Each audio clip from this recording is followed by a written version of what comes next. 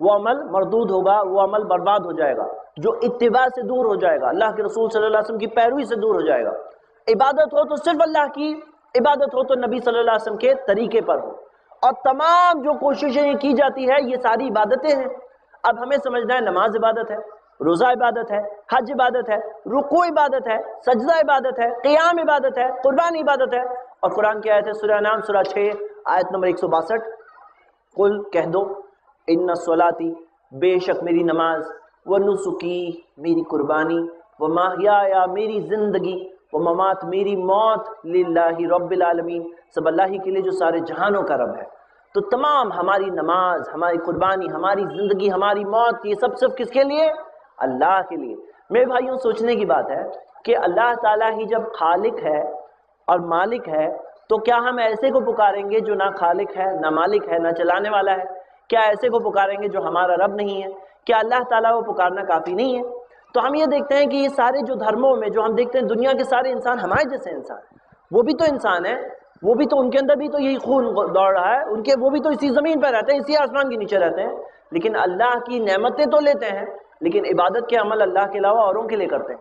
ایسا کیوں ہے؟ یہ کیا ہو رہا ہے؟ کیوں ایسا ہوتا ہے؟ اس کی بنیادی بات یہ ہے کہ کچھ مثالیں ہیں جس کے اندر لوگ یہ غلطی میں پڑ جاتے ہیں۔ ہم عیسائیوں کو دیکھتے ہیں کہ عبادت کے عمل کرتے ہیں جیزس کرائسٹ کے لیے، عیسیٰ علیہ السلام کے لیے، جبکہ وہ کہتے ہیں ون گاڈ۔ ہم دیکھتے ہیں اپنے ہندو بھائیوں کو دیکھتے ہیں کہ وہ پوجا کر رہے ہیں بتوں کی، حالانکہ وہ مانتے ہیں مالک تو ایک ہے، اور ان کی کتابوں میں دیا ہے ایک کم برہم دویتیہ ناستے نیا ناستے ناستے کنچن، کہ بھگوان ایک ہے، دوسرا نہیں ہے، نہیں ہے، نہیں ہے، ذرا بھی نہیں ہے۔ لیکن پھر ایسا کیوں ہو رہا ہے؟ یہ گڑبڑ کیوں ہوتی ہے؟ اس کی بنیادی وجہ کیا ہے؟ بہت سارے لوگ کہتے ہیں کہ دیکھو یہ نیک بندے ہیں، یہ نیک بندوں کو پکاریں گے، یہ ہمارا کام اوپر والے کے پاس کروا دیں گے۔ بہت ساروں کی یہی سوچ ہے، اور یہی سوچ تو مکہ کے مشرکوں کی تھی، اور یہی سوچ کا تو رد اللہ کے رسول صلی اللہ علیہ وسلم نے کیا۔ میرے بھائیوں جیسے تب رد کیا گیا آج بھی وہی چیز چلے گی، جیسے تب لوگ سمجھ گئے آج پھر ایک بار سمجھ سکتے ہیں، جیسے تب لوگ توحید پہ آ گئے آج پھر ایک بار توحید پہ آ سکتے ہیں۔ ہم سب کو وہ دعوت پہنچانی ہے، ہم سب کو پہلے اپنے آپ کو بچانا ہے، پھر اپنے تمام انسانی بھائیوں تک پیغام پہنچانا ہے، اور پیغام سیدھا سمپل ہے، لا الہ الا اللہ، نہیں ہے کوئی معبود برحق سوائے اللہ کے۔ بات کیا ہے کہ جو کہا جاتا ہے کہ دیکھو اوپر جانے کے لیے سیڑھی نہیں چاہیے، اوپر جانے کے لیے سیڑھی نہیں چاہیے، چاہیے اوپر جانے کے لیے سیڑھی چاہیے، لفٹ لگی ہو تو الگ بات ہے، لفٹ بھی چاہیے، لیکن نارملی سیڑھی چاہیے۔ یہ بات صحیح ہے غلط ہے؟ صحیح ہے بات، لیکن یہ بات اللہ کے لیے صحیح نہیں ہے۔ اوپر کا مالا دور ہے اسی لیے جانے کے لیے سیڑھی چاہیے۔ اگر بازو میں ہوتا اوپر کا مالا تو یہاں سے یہاں جانے کے لیے سیڑھی نہیں چاہیے۔ یہ سیڑھی کی بات ہو رہی ہے۔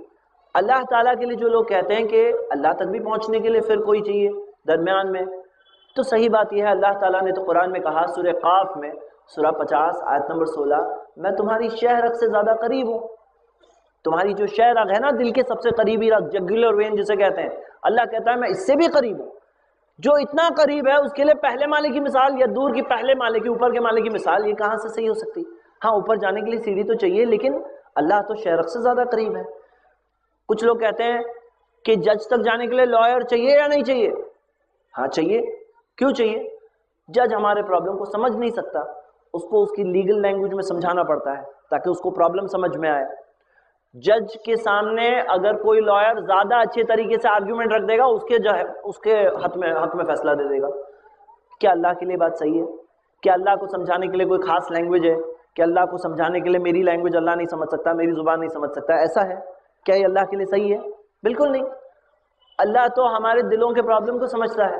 ہم خود کے پرابلم کو جتنا سمجھتے ہیں اس سے اچھا ہمارا مالک ہمارے پرابلم کو سمجھتا ہے نا؟ جج تو بکے ہوئے بھی ہوتے ہیں، جج ناانصافی بھی کرتے ہیں، اللہ تعالیٰ تو ذرہ برابر بھی ناانصافی نہیں کرتا۔ اللہ تعالیٰ کے لیے جج کی مثال بالکل غلط ہے۔ جج ایک ٹائم پہ دو لائر کو نہیں سن سکتا، دونوں لائر ایک ساتھ میں آرگیومنٹ شروع کر دے تو جج کو کہنا پڑے گا آرڈر آرڈر۔ اللہ تو کروڑوں انسانوں کو سنتا ہے، کروڑوں کو سنتا ہے۔ تو جج تک جانے کے لیے لائر چاہیے، صحیح بات ہے، لیکن اللہ تک جانے کے لیے درمیان میں کوئی چاہیے، یہ بات تو صحیح نہیں ہے، کیونکہ اللہ تو شہ رگ سے زیادہ قریب ہے۔ اللہ سے زیادہ مہربان تو کوئی نہیں ہے، اللہ سے زیادہ رحم کرنے والا کوئی ہے؟ کیا ایسا ہے کہ کسی اور کو یا جیزس کرائسٹ کو، عیسیٰ علیہ السلام کو، یا کسی اور کو جو نیک بندوں کو، کسی کو بھی کوئی پکارے، کیا ایسا ہے کہ وہ زیادہ رحم کرنے والے ہیں؟ اللہ سے زیادہ رحم کرنے والے وہ ہیں؟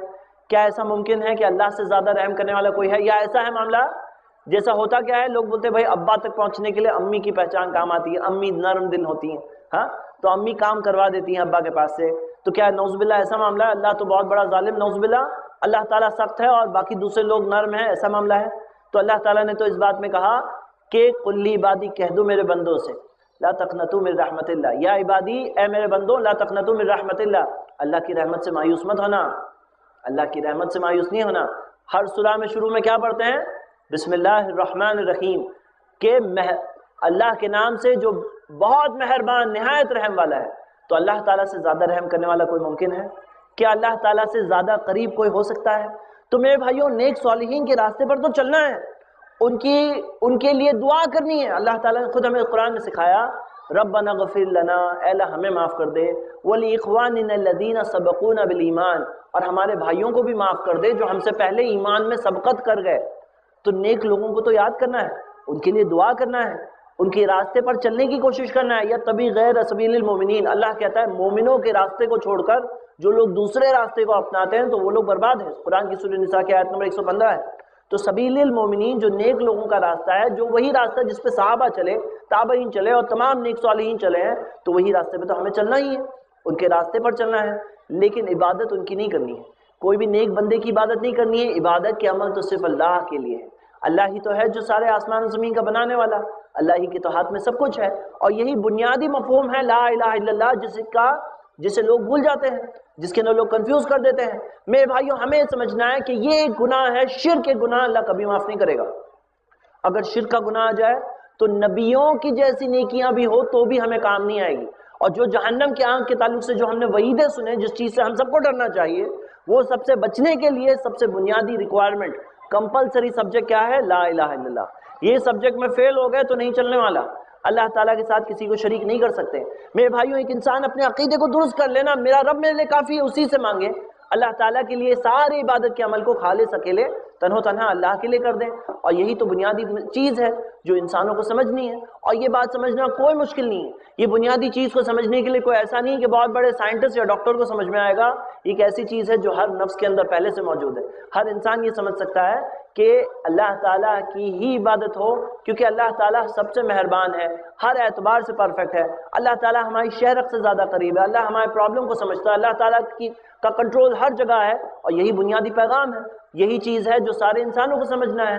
اور اس میں یہ نہیں ہے کہ نیک صالحین کو چھوڑ دینا ہے، نہیں، ان کے لیے ہمیں دعا کرنی ہے، ان کے لیے تمام ان کے راستے پر چلنا ہے، انہیں رسپیکٹ کرنا ہے، لیکن عبادت کے عمل تو صرف ایک اللہ وحدہ لا شریک کے لیے۔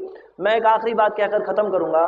قرآن میں سورہ لقمان، سورہ نمبر 31 آیت نمبر 13 میں آتا ہے کہ لقمان نے اپنے بیٹے سے کہا، یا بنیا، اے میرے بیٹے، لا تشرک باللہ، اللہ کے ساتھ کسی کو شریک مت کرنا، اللہ کے ساتھ کسی کو شریک مت کرنا، ان الشرک لظلم عظیم، کیونکہ شرک سب سے بڑا ظلم ہے۔ اس زمین پہ ہونے والا سب سے بڑا ظلم کیا ہے؟ شرک ہے۔ اللہ کے ساتھ کسی کو شریک کر دیں، اللہ تعالیٰ نے ہمیں بتایا کہ یہ سب سے بڑا ظلم ہے۔ ظلم کسے کہتے ہیں؟ کسی کی چیز لے کر کسی اور کو دے دو، یہ ظلم ہے۔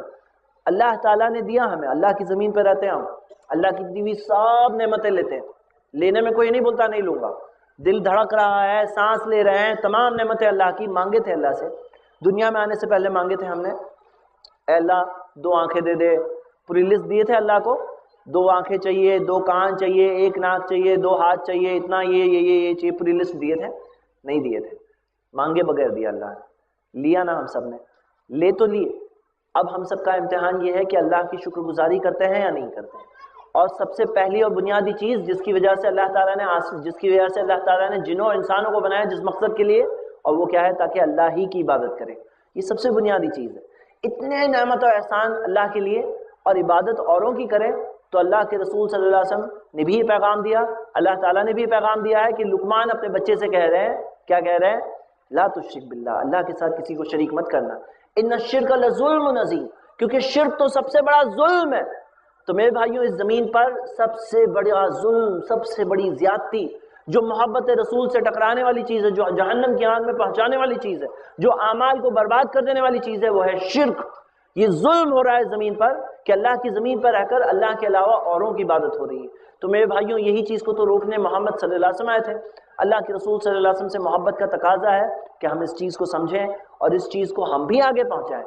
لقمان مثال ہے ہر مسلمان والد کے لیے کہ جتنے ابا یہاں بیٹھے ہیں، آپ لوگ بھی اپنے بچوں کو توحید میں مضبوط بنا کر جاؤ۔ کچھ بھی ہو جائے عقیدہ نہیں ہلنا چاہیے، اللہ تعالیٰ پہ بھروسہ نہیں ہلنا چاہیے، اللہ تعالیٰ کے لیے ہی آدمی عبادت کے عمل کرتا رہے۔ کچھ بھی ہو جائے، روزی کم ہو گئی، اولاد نہیں ہو رہی، کچھ بھی ہو جائے، عبادت کے عمل تو صرف اللہ کے لیے، توحید میں مضبوط بنا کر جاؤ۔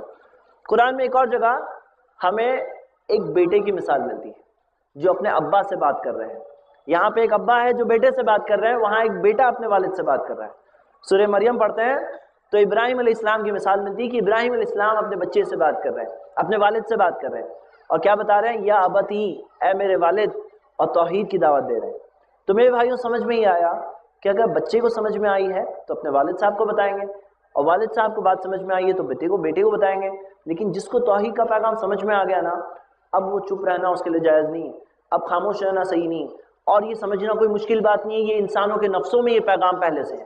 ہمیں صرف وہ پیغام کو آگے پہنچانا ہے، ہمیں لوگوں کو اس ظلم سے روکنا ہے جو ظلم زمین پہ ہو رہا ہے، تاکہ ان کی نیکیاں برباد نہ ہوں، تاکہ جنت کے لیے فرسٹ ریکوائرمنٹ جو لا الہ الا اللہ ہے وہ پورا ہو جائے۔ اللہ تعالیٰ سے دعا ہے کہ اللہ ہم سب کو توحید پہ قائم رہنے والا بنا دے، اللہ تعالیٰ ہم سب کو توحید کا پیغام دوسروں تک پہنچانے والا بنا دے، اللہ تعالیٰ ہم سب کو اس کے دین کی خدمت کے لیے قبول کرے۔ آمین وآخر دعوانا الحمدللہ رب العالمین۔